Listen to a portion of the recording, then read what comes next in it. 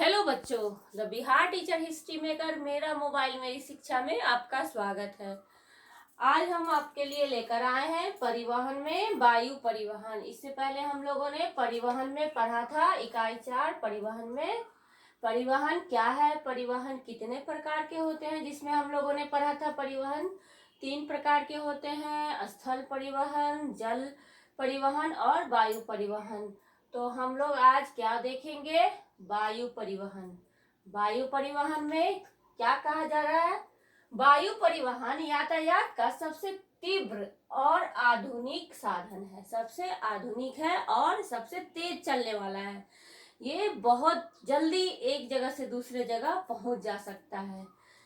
वायु परिवहन के अंतर्गत helicopter, jet plane, rocket, parachute, glider इत्यादि बहुत सारे ऐसे साधन हैं जो आते हैं। आप लोग अपने घर के छत से कभी कभी देखते होंगे हेलीकॉप्टर उड़ता हुआ जाता है, नजर आता है ना, तो वही वायु परिवहन है। तो वायु परिवहन के द्वारा हम आसानी से बहुत जल्दी एक जगह से दूसरी जगह दूरी तय कर सकते हैं। और माल का भी आयात निर्यात आसानी से दूसरे देशों को भी जाता है। अपने देश में भी एक जगह से दूसरे जगह आयात निर्यात किया जा सकता है। किससे? वायु परिवहन के दौरान, वायु परिवहन के द्वारा।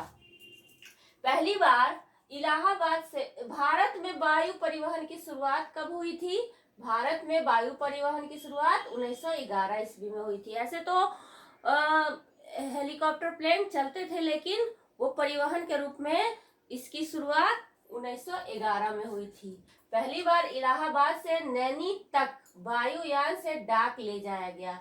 डाक का जो लेटर होता है, चिट्ठियां होती हैं, वो पहली बार वायुयान के द्वारा कहां से कहां ले जाया गया? इलाहाबाद से नैनी तक ले जाया गया। और वह उस दिन भारत में पहली बार वायु परिवहन की शुरुआत की गई। पहले वायु परिवहन निजी हाथों में था, लेकिन 1953 में सरकार ने वायु परिवहन का राष्ट्रीयकरण कर दिया। और इस तरह से वायुयान जो है एक देश से दूसरे देश भी जा सकते थे, एक राज्य से दूसरे राज्य लोग यात्रा कर सकते थे। बहुत सारी सुविधाएं धीरे धीरे सरकार ने इसमें लागू कर दिया है। आप लोग बच्चे सुने होंगे कि कुछ ही दिन पहले बिहार के पटना से ही और गया से ही पहले चला करती थी प्लेन या हेलीकॉप्टर। अब क्या है कि दरभंगा में भी इसकी शुरुआत कर दी गई है। दरभंगा से भी अंतरराष्ट्रीय प्लेनें भी उड़ रही है, भारत के बाहर भी जा रही है। तो ये धीरे धीरे सरकार इसका बहुत ज्यादा विकास कर रही है।